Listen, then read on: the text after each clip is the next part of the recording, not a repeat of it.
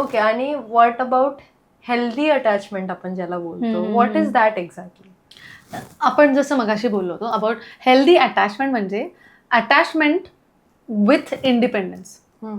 Okay, म्हणजे तुम्ही एकामेकांशी खूप अटॅच्ड आहात, तुम्ही इमोशनली, मेंटली, फिजिकली, स्पिरिच्युअली आणि in all aspects, financially, socially, जे सगळं येतं.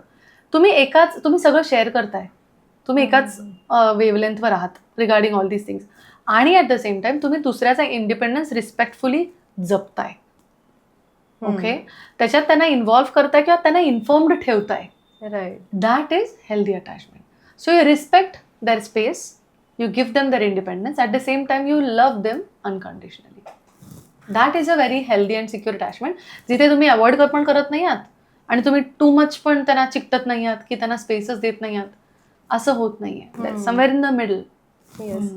सो आजकालची जनरेशन जी आहे, जी फोनमध्ये जास्त असते, using social media like anything. So is social media setting unrealistic expectations love आणि प्रेमाच्या बाबतीमध्ये? Absolutely yes. I would say रोमॅन्सच निघून गेलाय. रोमॅन्स म्हणजे काय की ती जेव्हा नसते तेव्हा तिच्याबद्दल वाटणारी भावना जी माझ्या एका कवितेत मी सांगू शकतो, त्या फिलिंग्स अनुभवणं. पण तो अनुभव कधी जेव्हा आपण फोन बाजूला ठेवू, फोनकडे लक्ष नसेल तेव्हा. आता everything is so easily available in finger tips की आपल्याला वाटतं हां, ते म्हणतात ना reel versus real. The A is missing. The reel is not the real version. 90% of Instagram reels are all forged. They are all coming out of just a desire so that it will be seen. लोकांना छान छानच बघायचं असतं. क्लेश दाखवले तर कोणाला बघायला आवडतील? नाही आवडणार, right? So you are setting expectation which is only too high. नका करू तसं. स्वतःला मेक युअर सेल्फ दॅट वर्दी ना. You set that expectation for your self, that's fine. पण तुम्ही दुसऱ्याबद्दलचे ऑलरेडी एक्सपेक्टेशन्स एवढे जर ठेवलेत तर मग you are limiting yourself. आणि सगळंच हातात जर मिळालं तर ग्रोथ कशी होणार तुमची एकामेकांबरोबरची? मी आज ह्याच्यात चांगली आहे, त्याच्यात मी कमी आहे, तू आज त्याच्यात चांगला आहेस, ह्याच्यात कमी आहेस, तरच आपण एकामेकांना घेऊन जाऊ शकतो ना. I can do things that you don't, you can do things that I don't, but if I can do everything or I am expecting तुला सगळं आलं पाहिजे, then what are you exactly achieving out of this? मग ते बोर्डमकडे जातं, मग ते नाही टिकत. बिकॉज तुमची को डिपेंडन्सी काहीच नसते. You can be on your own, they can be on their own. Correct, right? So हे जे सोशल मीडियानी क्रिएट होतंय हे आपल्याला समजलं पाहिजे की अनरिअलिस्टिक आहे आणि त्यापासून आपण थोडंसं सावध राहायला पाहिजे. आजकाल त्यामुळे असे कॉन्सेप्ट आले आहेत, नो स्ट्रिंग्स अटॅच्ड आणि ह्या सगळ्या गोष्टी, सिच्युएशनशिप वगैरे. What do you think about that? ह्या सगळी एकदम गोड गोड नावं आहेत आणि ॲब्सोल्युटली निरर्थक आहेत असं मला वाटतं. सिच्युएशनशिप्स कधी येतात? When you are so discontent with yourself. Situationship म्हण, बेंचिंग म्हण, ब्रेड क्रम्बिंग म्हण, जे ज्या गोष्टी टाकायच्या त्या टाक. पण it comes from a deep seated sense of dissatisfaction, असंतुष्टता. जिथे तू संतुष्ट नाही आहेस ते स्वतः शोधण्याच्या ऐवजी तुम्ही दुसऱ्यावर त्याचे प्रयोग करता. हे किती चुकीचं आहे. आज एका तुम्ही डॉगला अडॉप्ट करायचं म्हणून घरी घेऊन आला आणि उद्या परत त्याला अडॉप्शनला सोडलं तर ते छोटंसं कुत्र्याचं पिल्लू पण रडतं. एका दिवसाची अटॅचमेंट असते. How can you do that to a man or a woman? मग ते पाप का पदरात घ्यायचं हा विचार केलाच पाहिजे. कारण त्याचं फक्त म्हणतात ना प्रिंट, त्याचं प्रिंट फक्त त्याच्या मनावर नाही तुमच्या मनावर जास्त राहणार आहे की अरे मी पाप हे केलं होतं त्यावेळेस, मी केलं होतं. तुम्ही जे करतात तेच तुमच्यावर होतं. So don't do it. But then आजकाल ऑलमोस्ट एव्हरी आताची जी यंग जनरेशन आहे, they are very open about all these concepts and they are actually practising it out in their daily life. तर मग what about, why are they attracted so much to that? जे नवीन दिसतं ना त्याला सगळे लोक अट्रॅक्ट होतात.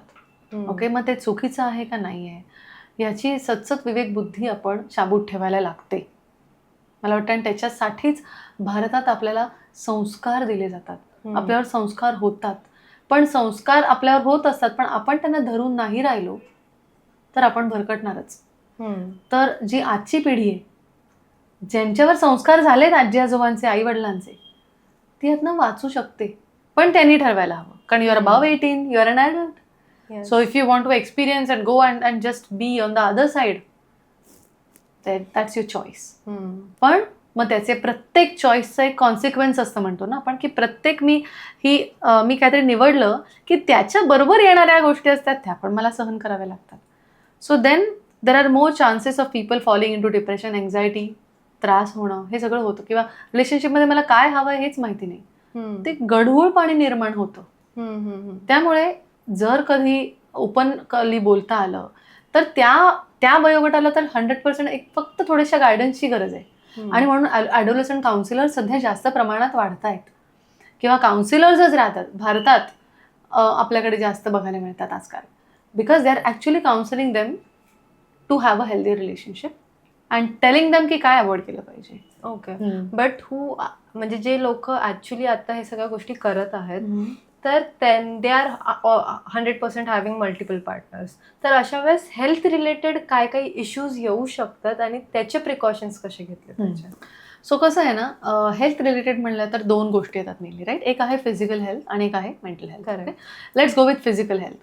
Physical health, having a safe environment is very important. So physically if you are having multiple partners, तुम्हाला STDs, सेक्शुअल ट्रान्समिटेड डिसीजेस किंवा सेक्शुअली ट्रान्समिटेड इन्फेक्शन्स या जास्त प्रमाणात व्हायची शक्यता असते. बरोबर. कोणाला काय रॅश आहे काय तुम्हाला माहिती नसतं, कधी कधी त्या व्यक्तीलाही माहिती नसतं आणि ते तुमच्याकडे येतं. सो डेफिनेटली तुमची फिजिकल हेल्थ ही डिटेरियोरेट होत जाते. This is a physical part to it. मानसिक त्या क्षणाला खूप छान वाटतं. After that moment is gone, your mental health goes deteriorating, because अस्थिरत्व येतं. मानसिक तुम्ही खूप अस्थिर असता, कारण बरं कशातच वाटत नसतं. You are just filling up the gap, you know, but you are not actually feeling it. Okay. So इथे डिप्रेशन, अँझायटी किंवा अशा त्यातनं ब्रांच आउट होणाऱ्या अनेक मानसिक विकार होतात. त्यामुळेच आपले जे आत्ता अलीकडे गेले अतिशय मोठे मनोवैज्ञानिक डॉक्टर आनंद नाडकर्णी सर, ते स्वतःला मनोविकार तज्ज्ञ नव्हते म्हणत, मनोविकास तज्ज्ञ म्हणत होते. ते ह्याच्यासाठीच, आणि त्यांनी प्रचंड काम केलं ह्याच्यात, की मनाला वाचवणं, मनावरती नियंत्रण ठेवणं आणि मनाला व्यवस्थित रित्या गाईड करणं. मन व्यवस्थित चाललं म्हणलं की शरीर हे चालणारच. ओके. त्यामुळे याचा आपल्या मनावर आणि शरीरावर इतका जास्त दुष्परिणाम होतो, आणि मग हीच मंडळी सेटल होऊ शकत नाहीत. हे कितीपर्यंत चालेल? 40, 45, 50 पर्यंत मॅक्स. तुमची हेल्थ एकदम टॉप नॉच असेल तर 50 पर्यंत चालेल. त्यानंतर जो एकटेपणा येतो ना, तो माणसाला त्रासदायक ठरतो.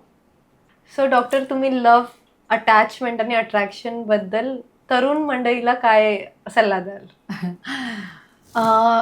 अट्रॅक्शन बद्दल म्हणेन तर attraction is out of your control.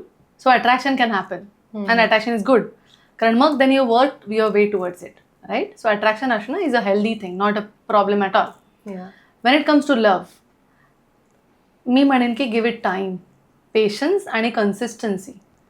ती जर असेल तर प्रेमात रूपांतर होतं.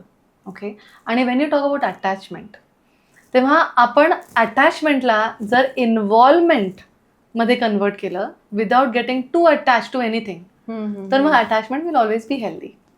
म्हणजे माझी एका व्यक्तीबरोबर अटॅचमेंट आहे, पण मी त्या व्यक्तीला ऑटोनॉमी देतोय की तिला जे जे करायचं ते करू दे, आणि तरीही मी तिच्यावर अनकंडिशनली प्रेम करेन, then that attachment is a very healthy attachment. पण हे कळण्यासाठी जी मॅच्युरिटी लागते, त्याच्यासाठी वेळ देणं हे अतिशय गरजेचं आहे. Very true. So that is what I would tell. Don't fall in love too quickly. Use your mind, means your brain and your heart. आणि once you are firm about something, मग ते सोडायचं नाही. Then be with that person or with whomever you are with, or your family. Attachments can be multiple ना, तुमच्या फॅमिलीशी पण तुमची attachment असते, right. Be firm with them.